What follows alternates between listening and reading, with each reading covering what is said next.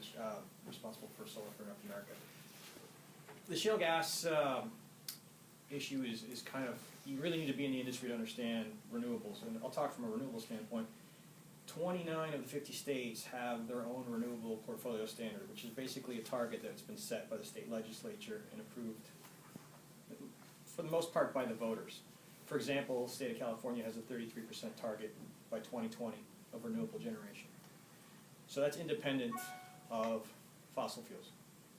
So that driver, in the short term, from now until 2020, secures a space for renewable generation. So it's really a policy issue of when are you going to use renewables and when are you going to use traditional. The other thing, from a standpoint that right now, shale gas is being focused on replacing coal. Because coal puts out roughly double the CO2 that shale gas does on a thermal power plant. And then it is still, it's plentiful, but it is a limited resource. And you're starting to see environmental regulation being considered on how are you going to extract shale gas, what's safe, what's not safe, how much water does it use. So the book is not written on shale gas yet, and it is actually an enabler of solar right now, because what it does is it focuses on coal. And it provides baseload generation, and solar does more of a load matching profile.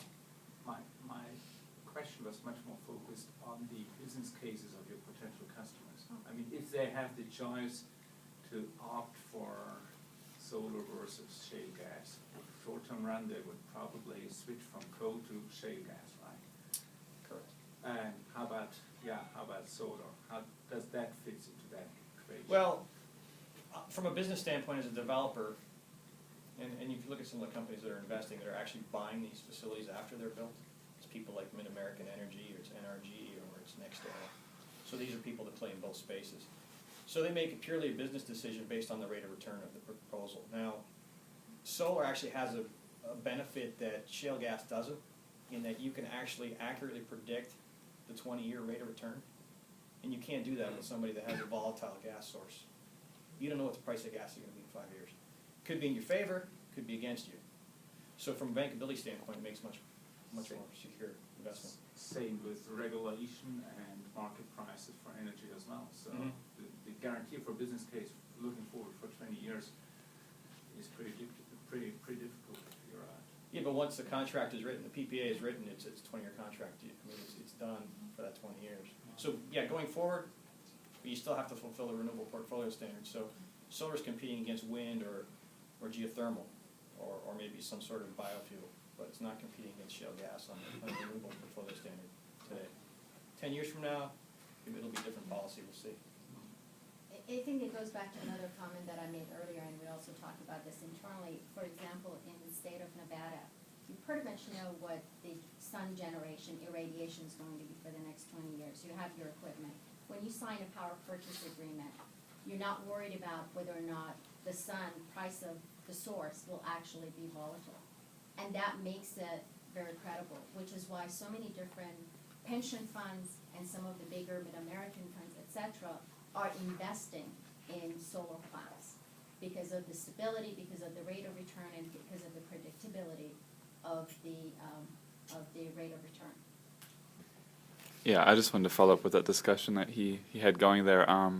So as you were saying, right now there's great demand from the policies that are in place that have stimulated demand, and like you were showing, within just a handful of years, solar is expected to hit grid parity in a lot of markets. So it looks like you're just convinced that solar is going to be a huge growth market indefinitely, even that it's going to compete with shale once these policies might be out of the picture. Is that accurate? And also, can you expound a little more on what you think will be the future of natural gas? Do you see it as a bridge fuel that will phase out in a handful of years, or do you think it's going to keep growing for quite a while?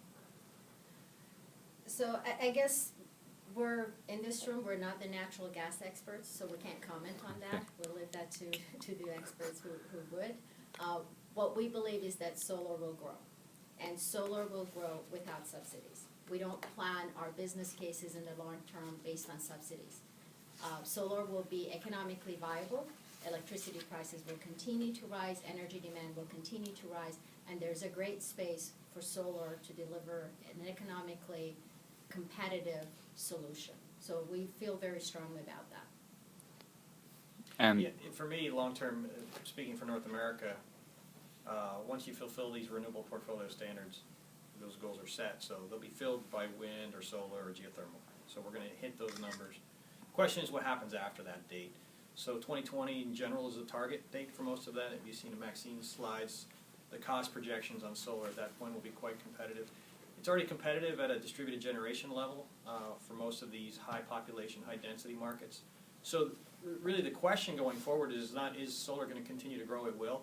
Where is it going to be? Is it going to be out in the middle of the desert, or is it going to be on your roof? Okay, I would tend to think it's going to be on your roof, because this is a construction space that's already built. You put something on it, the distribution network is there.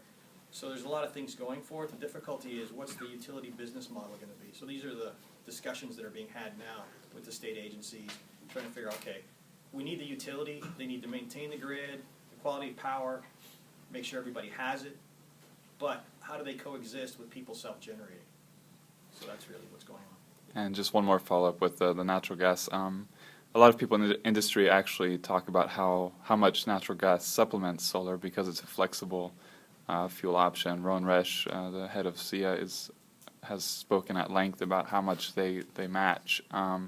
So an alternative to natural gas would be a lot of the products you're talking about, more smart grid products, faster development of smart grid, energy storage.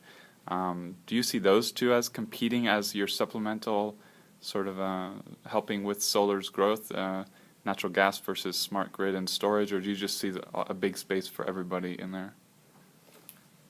Honestly, I look at natural gas, and that's, to me, the baseload generation technology that's really going to go after coal, or, the question is what's going to happen with nuclear power as baseload generation.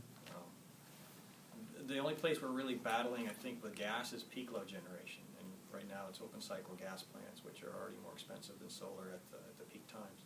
So I think, in general, that case has already been studied pretty well.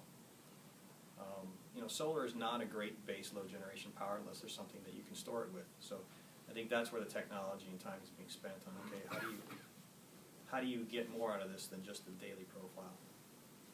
Thanks.